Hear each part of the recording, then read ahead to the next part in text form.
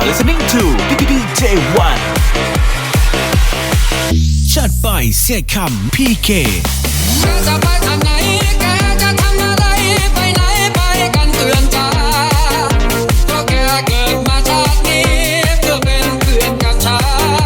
นแกจะไปทางไหนแกจะทำอะไรไปไหนไปกันเตือนใจก็แกเกิดมาชาตินี้เพื่อเป็นเพื่อนกับฉันร้องเป็นบทเพลงให้นึกถึงความหลังจำได้ไหมในวัยมันเราเป็นอย่างไรบ้างคุยทั้งคืนทั้งวันคุยกันไม่มีรักฉันเมาแล้วอ้วกน้ำมาแกยังคอยเช็ดให้แกเคยร่วมเคียงคู่อยู่กับฉันเราสู้ตายแล้วแกก็ต้องมาโจมตีตายพร้อมคำยามยันว่าเราแรงฝ่ายสมองมาทั้งฟังทั้งน้ำตาว่าเราแรงฝ่ายสมองมาทั้งฟังทั้งจัดไปเสียคำพีเคเพื่อนเลยอยากย้อนเวลาแล้วเกินความผิดครั้งนี้ฉันจะชดใช้อย่างไร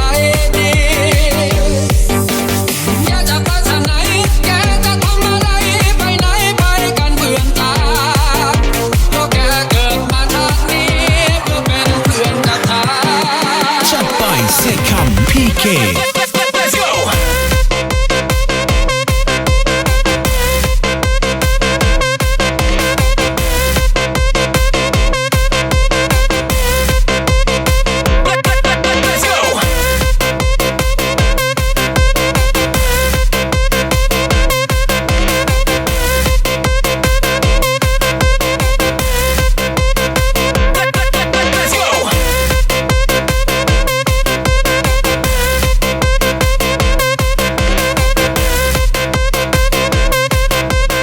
จัดไปเสียคำพีเคแกเคยร่วมเคียงคู่อยู่กับฉันเราสู้ตายแล้วแกก็ต้องมาโจมตีตายพร้อมคำยามยันว่าเราแรงฝ่ายสมองมาทั้งฟังทั้งน้ำตาว่าเราแรงฝ่ายสมองมาทั้งฟังทั้งน้ำตาเพื่อนเลยอยากย้อนเวลาแล้วเกินความผิดครั้งนี้ฉันจะชดใช้อย่างไรดีเพื่อนเลยอยากย้อนเวลาแล้วเกินความผิดครั้งนี้ฉันจะชดใช้อย่างไรดีแกจะไปทางไหนแกจะทำอะไรไปไหนไปกันเตือนใจเพราะแกเกิดมาชาตินี้เพื่อเป็นเพื่อนกับฉัน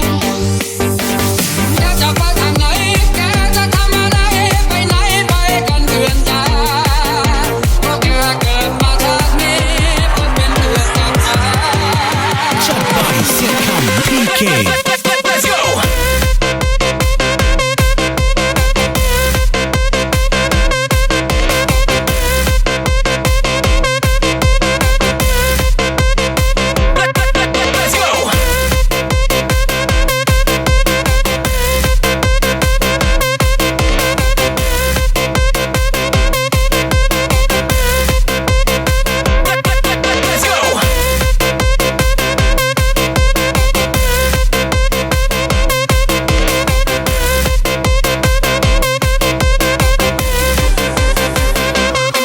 จัดไปเสียคำพีเค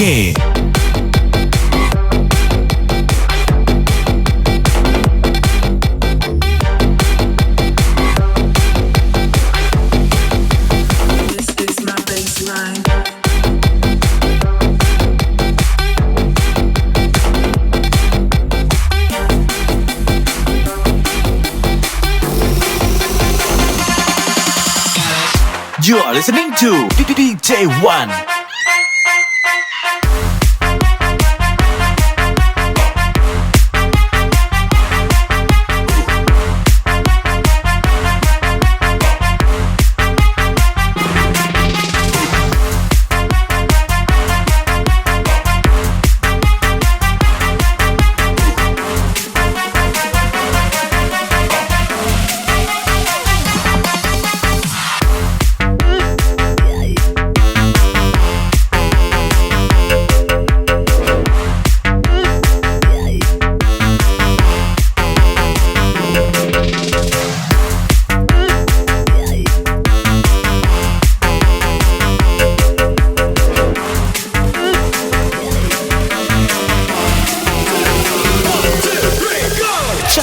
เสกคำ PK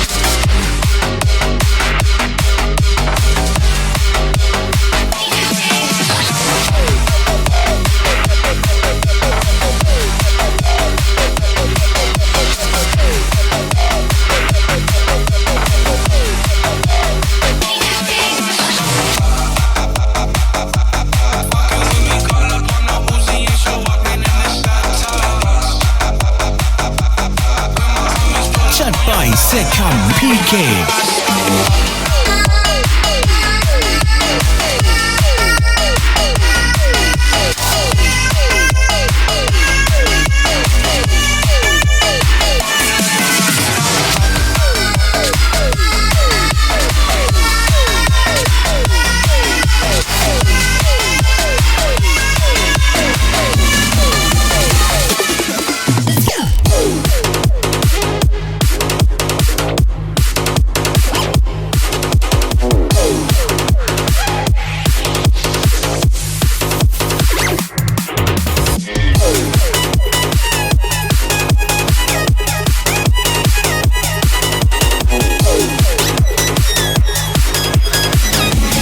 จัดไปเสกคำ PK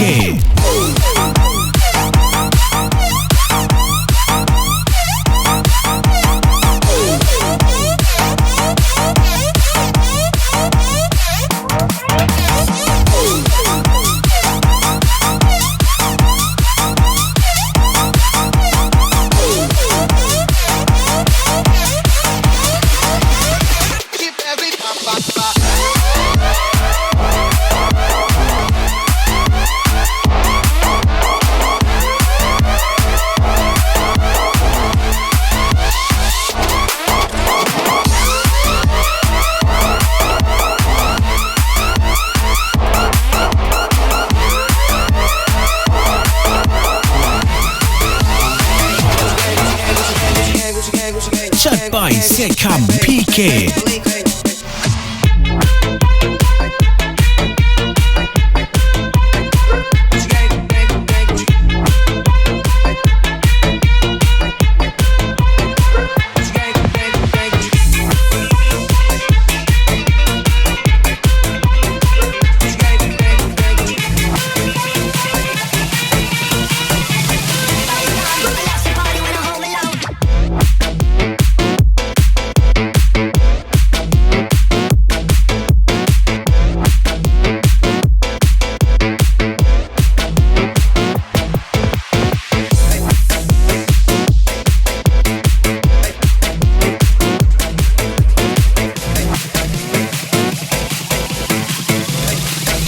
จัดไปเสกคำ PK